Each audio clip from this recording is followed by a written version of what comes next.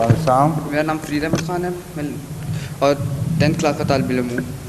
جی میرا سوال ہے کہ میں نے بزرگوں سے سنا ہے کہ یہاں 7 آسمان ہیں، جیسے کہ حضور صلی اللہ علیہ وسلم 7ویں آسمان پہ ہیں، اور اسی طرح باقی نبی جو ہیں وہ بھی، ان کے ترتیب تو مجھے نہیں آتی، لیکن ان آسمان سے مراد کیا ہے، جیسے کہ یہ ہمارا والا آسمان ہے. میں بتاتا ہوں.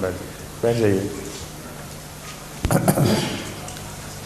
آسمان جو ہیں یہ بلندی کا نشان ہے صرف، اور درجات جو ہیں وہ دراصل 7 سٹیجز میں ڈیوائڈ کیے ہوئے گئے ہیں.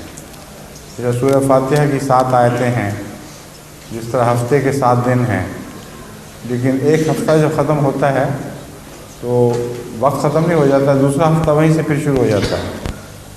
تو 7 آسمان چاہے ظاہر کے ہوں چاہے روحانی ہوں، اس سے مراد تکمیل کی 7 سٹیجز ہیں، اور ان سے جب وہ ختم ہوں گی تو پھر ترقی رکے گی نہیں، بلکہ مزید شروع ہو جائیں گی نئے آسمان. اسی طرح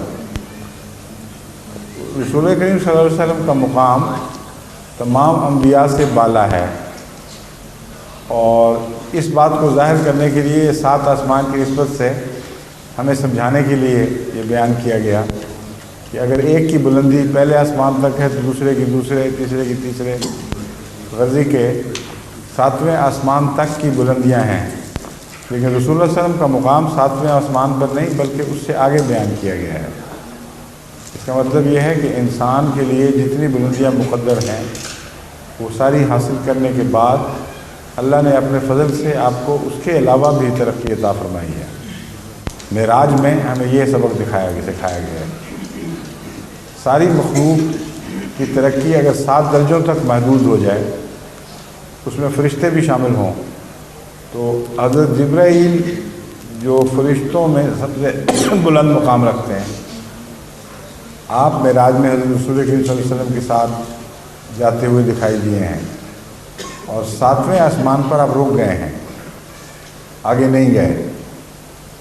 آگے پھر رسول اکرم صلی اللہ علیہ وسلم کا اکیلا جہاں دکھایا گیا ہے، اور وہاں جا کے رکے ہیں جہاں مخلوق اور خالق کی حد ہے.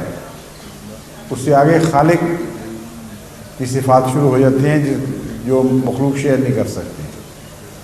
تو خدا تعالیٰ کی تخلیق میں جو زیادہ سے زیادہ درجے مقرر ممکن ہو سکتے تھے وہ حضرت صلی اللہ علیہ وسلم نے حاصل کر لیے.